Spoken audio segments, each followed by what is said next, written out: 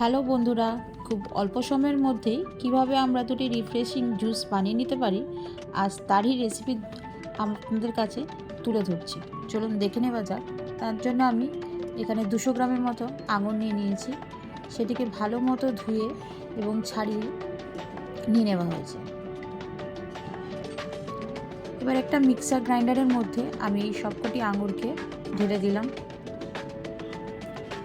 এক এক করে এর মধ্যে স্বাদ মতো চিনি দিয়ে দিয়েছি, আপনারা যে যেমন খাবেন দিতে পারেন। এবার আমি এর মধ্যে অল্প চাট মশলা দিয়ে দিলাম,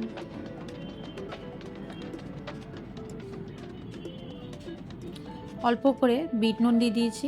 এবার এই সমস্ত জিনিসটিকে আমি একটি মিক্সার গ্রাইন্ডারের মধ্যে গ্রাইন্ড করে নিয়েছি। একটি গ্লাসের মধ্যে দেখতে পাচ্ছেন অল্প করে বরফ দিয়ে দিয়েছি। এটা অপশনাল, আপনারা যে যেমন ঠান্ডা খাবেন দিতেও পারেন, নাও দিতে পারেন। এবার একটা লেবু স্লাইস দিয়ে এবং কিছু অল্প কয়েকটা মিন্ট মানে পুদিনা পাতা দিয়ে আমি এটাকে পরিবেশন করছি। দেখতেই পাচ্ছেন আমার এই গ্রেপ জুসটি কতটা সুন্দর হয়েছে।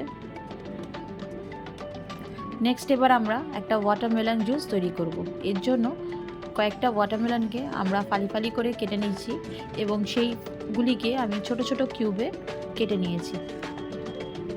এই ছোট ছোট কিউবগুলির মধ্যে থেকে আমি দানা বের করে নিয়েছি, আপনারা চাইলে বের করতেও পারেন, আবার নাও করতে পারেন। এবার এই সবকটা ওয়াটারমেলনের স্লাইসগুলিকে আমি একটা মিক্সার গ্রাইন্ডারের মধ্যে ঢেলে দিচ্ছি।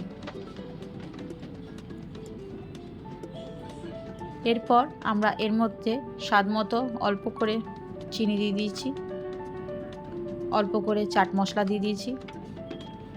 আপনারা এর মধ্যে পারলে অল্প পাতিলেবু দিতে পারেন, আমি এখানে দিইনি। এবার সব মিশ্রণটিকে আমি গ্রাইন্ড করে নেওয়ার পর একটি গ্লাসের মধ্যে ঢেলে দিয়ে পরিবেশন করছি। দেখতেই পাচ্ছেন ওয়াটারমেলন জুসটি কতটা দেখতে সুন্দর অ্যাট্রাকটিভ হয়েছে। খেতেও বিশ্বাস করবেন না, খুবই ভালো হয়েছে। এই জুস দুটি যদি আপনাদের ভালো লেগে থাকে চ্যানেলটিকে অবশ্যই লাইক, শেয়ার, সাবস্ক্রাইব করতে ভুলবেন না।